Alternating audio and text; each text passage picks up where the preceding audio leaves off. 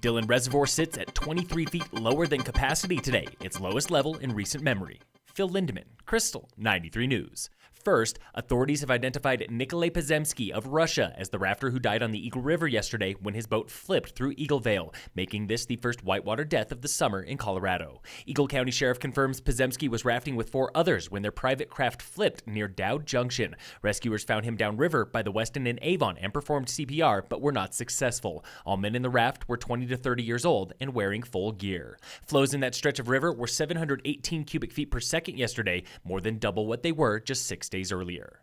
What a difference one gear can make. Last year on this day, Dillon Reservoir was 100% capacity, and it had been for a week. This year, it's 23 feet lower than capacity, the lowest it's been this late in recent memory. The reservoir is really a big bathtub, but instead of being able to control how much comes in, we can only control how much goes out. That was Nathan Elder, water supply manager for Denver Water. He expects peak runoff in 2 weeks when levels will rise and inflows could reach record highs. This year, we're expecting inflows maybe up to 3,000, 3,500 CFS.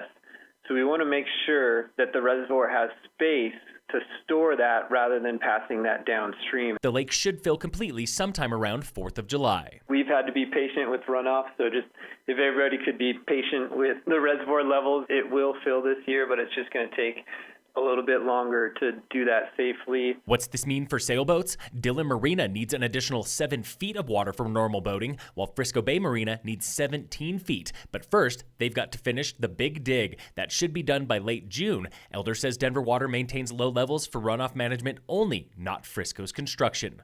Both marinas are open 7 days a week, with limited operations until the lake fills. Vail Resorts had a strong third quarter this spring, led by late pass sales and, of course, incredible conditions. The company reported earnings to shareholders yesterday, showing a 9% increase in season pass sales over last season and 14% jump in skier visits. CEO Rob Katz credits these gains to new resorts, including Crested Butte. The company closed trading yesterday at $218 per share, the highest since a midwinter low of $159 per share, but lower than the 52-week high of $302 last September, soon after that Crested Butte acquisition.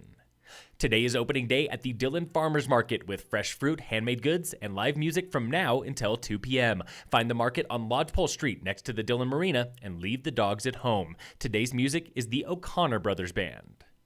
In roadwork news, CDOT is patching potholes still, with crews working this week on Highway 6 from Keystone to Cemetery Road outside of Dillon, Highway 9 through Frisco at Main Street and 8th Street, and the exit 205 on-ramp on I-70. That begins this month with full resurfacing and single-lane closures on I-70 in July. In sports, the Rockies beat the Cubs last night 3-1. The Blues beat the Bruins 3-2 for the lead in the Stanley Cup Finals. Game 6 is Sunday. Today, the Rockies open a weekend series with the Mets in New York. First pitch is 5:10. And in local sports, brought to you by Wilderness Sports in Dillon. Yesterday was Makeup Day for the Frisco Roundup mountain bike race, opening event of the Summit Mountain Challenge Town Series, where Silverthorne's Jeremy Raymer won the overall title, racing the expert men's 40 to 49 division. Jared Christensen took the pro men's title, riding for Avalanche Sports, and Natalie Rayburn of Evergreen was lone female pro. Holly Thompson won the sport and open women's field. Phil Lindeman, Krystal, 93 News.